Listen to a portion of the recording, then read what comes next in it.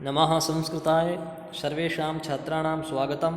गायत्री विद्या मंदिर उच्च माध्यमिक विद्यालय सांचौर नगरे 10वीं कक्षा का नवम पाठ की चर्चा कर रहे थे, भारत वैभवम। उस भारत वैभव की जो लेखक हैं वो श्रीजी महाराज हैं। पाठ की प्रस्तावना भूमिका पढ़ ली थी, कुछ श्लोक भी 2-3 श्लोक भी पढ़ लिए थे। अब जिन श्लोक जो बाकी रह गए थे उन श्लोकों की आपके सामने मैं चर्चा करना चाहूँगा। श्लोक है आपका के नाना रत्नैः मणिभिर्युक्तां हिरण्ये रूपां हरिपद पुण्यां राधा सर्वेश्वर शरणो अहम वारं वारं वंदे रम्यां। कैसे गाया था मैंने इसको के नाना रत्नैः मणिभिर्युक्तां हिरण्ये रूपां हरिपद पुण्यां राधा सर्वेश्वर शरणो वारं वारं वन्दे रम्यां वारं वारं वन्दे रम्यां। क्या कहा कि नाना, नाना का मतलब मैंने पहले भी बताया था भिन्न भिन्न। नाना का मतलब क्या होता है? भिन्न भिन्न। भिन्न भिन्न मतलब अलग अलग। कि जो भिन्न भिन्न, रत्नई मतलब रत्नों से, मणि भी मतलब मणियों से, अभियुक्तः मतलब युक्त हैं। अर्थात जो भिन्न भिन्न रत्नों से मणियों से सुशोभित हैं, उनसे युक्त हैं।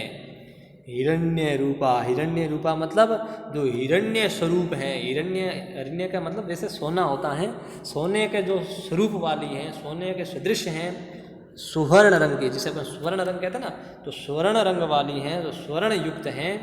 हरिपद पुण्याम, हरि का मतलब होता है भगवान कृष्ण, भगवान विष्णु। ऐसे हरि के पद मतलब पैरों के द्वारा, पुण्या मतलब जो पवित्र हो गई हैं, जो हरि के चर कमलों से क्या हो गई हैं? पवित्र हो गई हैं। ऐसी भारत भूमि को, तो देखो 3 विशेषता आ गई है। एक ऐसी है, एक तो भिन्न भिन्न रत्न और मणियों से युक्त हैं, एक है जो स्वर्ण रंग वाली हैं, स्वर्ण रूप वाली हैं, और एक है भगवान कृष्ण के चरण से जो पवित्र हो गई हैं। ऐसी भारत भूमि को राधा सर्वेश्वर शरणों है। राधा सर्वेश्वर कौन है? राधा मतलब जो राधा है, राधा थी ना कृष्ण की राधा, उस राधा का सर्वेश्वर, सर्वेश्वर मतलब भगवान। राधा का भगवान कौन है? कृष्ण है। कौन है? कृष्ण है। तो राधा सर्वेश्वर अर्थात भगवान कृष्ण ले सकते हैं ना अपन। राधा सर्वेश्वर अर्थात भगवान कृष्ण, जो भगवान कृष्ण के शरणों अहम, शरण में गया हुआ कौन? अहम मतलब मैं कौन? मैं श्रीजी महाराज। यहाँ पर कवि से लेना है ना, अपना नाम मत लेना कि मैं पंकज, ऐसे मत कहना। अहम मतलब यहाँ पर श्रीजी महाराज लेना है कि राधा सर्वेश्वर अर्थात मैं भगवान कृष्ण के शरण में, आश्रय में गया हुआ मैं, वारम वारम वंदे रम्याम, वारम मतलब बार बार, वंदे रम्याम इस सुंदर भूमि की मैं बार बार क्या करता हूँ? वंदना करता हूँ। दोबारा देखो श्लोक पर, जो भिन्न भिन्न रत्न और मणियों से युक्त हैं, जो हिरण्य रूप वाली हैं, स्वर्ण स्वरूप वाली हैं, जो भगवान कृष्ण के चरण से जो पवित्र हो गई हैं, और राधा सर्वेश्वर अर्थात भगवान कृष्ण के शरण में गया हुआ मैं बार बार भारत इस वसुधा को नमस्कार करता हूँ, वंदना करता हूँ, उसको प्रणाम करता हूँ। श्लोक अर्थ समझा आप? एक बार और देख लो कि जो भिन्न भिन्न रत्नों से मणियों से युक्त हैं, जो स्वर्ण रूप वाली हैं, जो भगवान कृष्ण के चरण से पवित्र हो गई हैं, भगवान कृष्ण के शरण में गया हुआ मैं श्रीजी महाराज बार बार सुंदर इस भारत वसुधा की मैं वंदना करता हूँ। निरंतर ही मैं इसकी क्या करता हूँ? वंदना करता हूँ। अब देखो आप, अब मैं आपके सामने प्रश्नों में आ रहा हूँ, उत्तर दोगे आप सारे।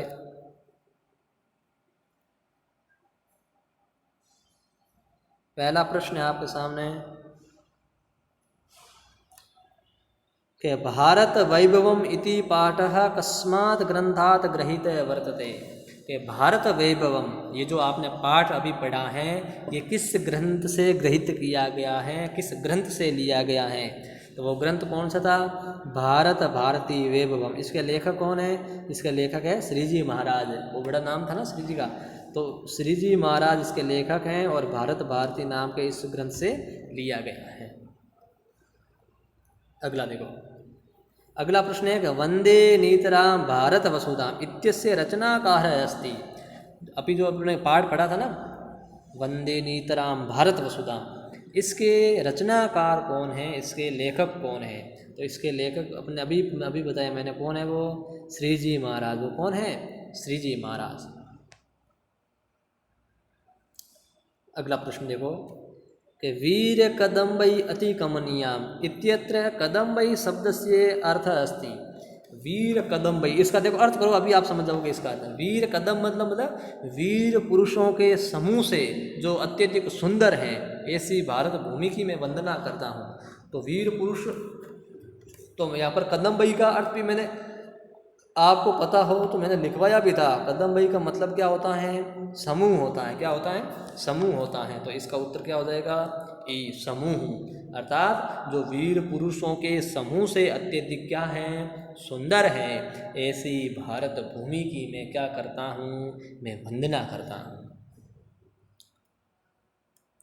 अगला प्रश्न देखो आप। अगला प्रश्न है कि राधा सर्वेश्वर शरणः को अस्ति। राधा सर्वेश्वर अर्थात राधा का जो ईश्वर है कौन? भगवान कृष्ण। तो उन भगवान के कृष्ण में गया हुआ कौन है? भगवान कृष्ण के आश्रय में गया हुआ कौन है? तो वो कौन है?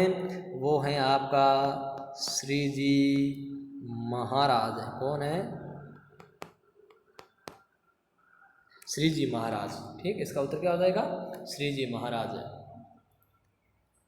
अगला है भारत वसुधाम इत्यस्य पंच विशेषणानि कानिचन लिख्यन्ताम। जो भारत वसुधा है इसकी 5 विशेषताएं लिखो। ये जो पूरा पाठ था आपका, ये पूरा पाठ में सारी ये विशेषता ही थी। भारत भूमि की क्या थी? विशेषता ही थी। आप कोई भी 5 विशेषता लिख लो, चाहे नाना रत्न मणि भी युक्ता है ना, ये भी लिख सकते हो आप। हिरण्य में रूपा, ये भी लिख सकते हो आप। हरिपद पुण्याम, ये भी लिख सकते हो आप। वीर कदम्बै अति कमनीयाम, ये भी लिख सकते हो आप। आपकी मर्जी, ये सारी की सारी इसकी विशेषताएं थी। इनमें से जो आपको अच्छी लगे वो विशेषता आप लिख सकते हो, है ना। जलधि तरंगई अति कमनीया, वो भी लिख। रंचित सीमा, वो भी लिख सकते हो आप। तो सारी विशेषताएं थी, कोई 5 विशेषताएं आपको इसमें लिखनी है। अगला प्रश्न देखो आप। संधि विच्छेदम कुर्वन्तु, संधि विच्छेद करना है ना, अभी करते हैं, करना तो क्या। पहला है भगवल लीला। क्या है? भगवल, अभी समझो पहले आप इसको। इसका विच्छेद होता है भगवत धन लीला। भगवत धन लीला संधि कौन सी है? हल, अर्थात व्यंजन संधि है। और उसमें भी कौन सी है? परसवर्ण। कौन सी है? परसवर्ण संधि है। देखो आप, भगवत धन लीला परसवर्ण संधि में क्या होता है? एक पाणिनि का सूत्र है तोर ली। कौन सा सूत्र है? तोर ली। ये क्या कहता है? तो अर्थात त वर्ग।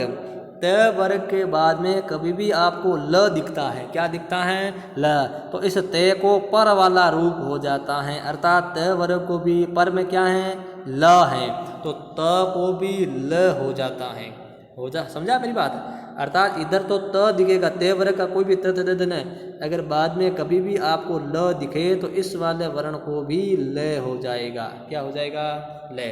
तो यहाँ पर त के स्थान पर क्या हो गया आपका? ल।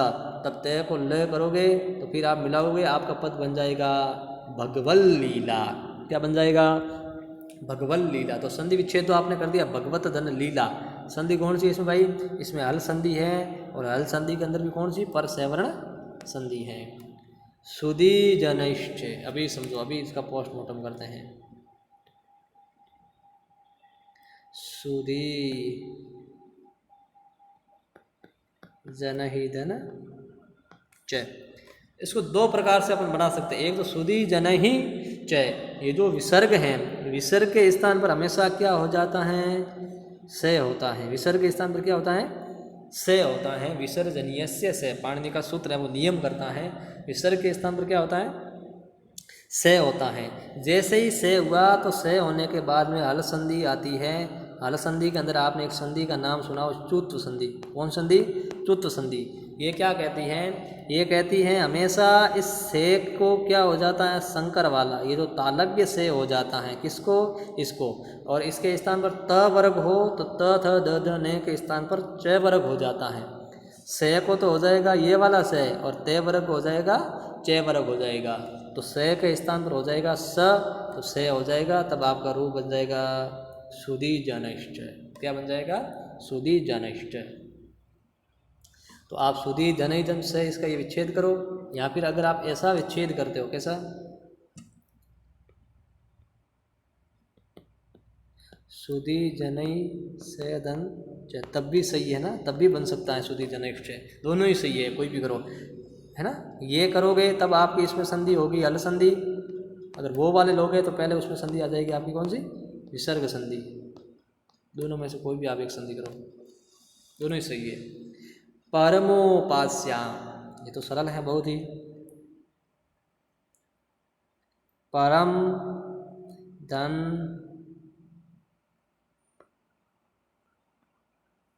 उपास्याम, परम धन उपास्याम। आपने गुण संधि का नाम सुना है, आपने आदि गुण सूत्र भी पढ़ा होगा, है ना। वो क्या कहता है? अ या आ के बाद में मुझे कहीं पर भी ई दिखेगा तो इसको मैं ए करता हूँ, और ऊ दिखेगा तो उसको मैं कर दूंगा ओ। तो इधर तो अ है और इधर है ऊ, दोनों मिलेंगे तो हो जाएगा ओ। क्या हो जाएगा? ओ। तो बन जाएगा परमोपास्या। क्या बन जाएगा? परमोपास्या। अगला है सुभक्त ही रीड्याम। देखो इसको विच्छेद करो।